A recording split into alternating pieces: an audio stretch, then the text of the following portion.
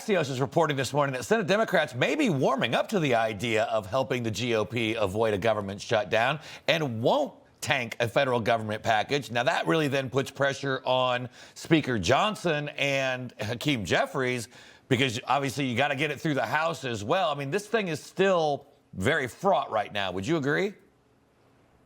It is. I mean, there are some problems with just continuing resolution. Defense spending will decline.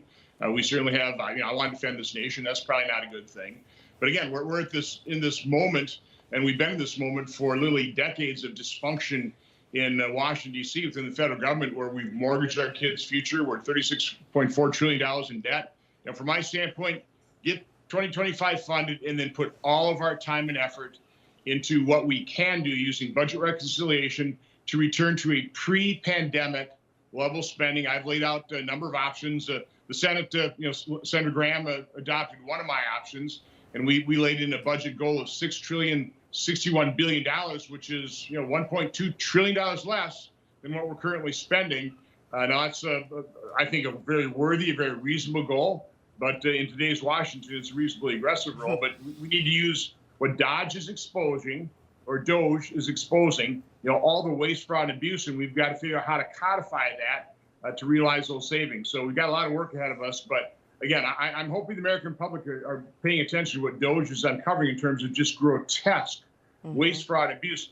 Elon, we met with him. He's thinking that they'll be able to expose about $1 trillion per year of waste, fraud, and abuse before the end of September, before the end of this fiscal year. So again, we need to codify those savings from eliminating the waste, fraud, and abuse, which I think most Americans would support. Yeah, and you mentioned DOGE and Elon, and I know that Senate Republicans got a very special visit from Elon on Tuesday. What went on in that meeting? How did it go?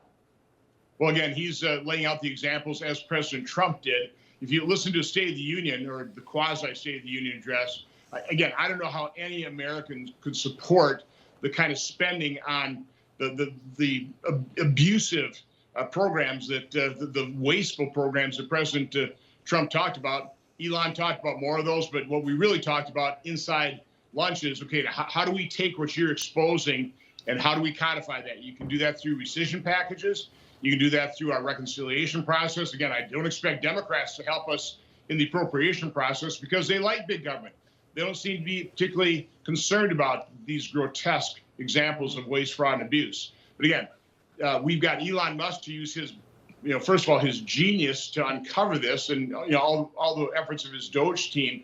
But he's also got that bullhorn, and he's using it very effectively. That's something we've never had. We've never had the corporate, the legacy media support us in our efforts to reduce waste, fraud, and abuse. So that's a big asset. And again, hopefully Americans are paying attention and are as outraged as we are and demand reform and demand lower spending.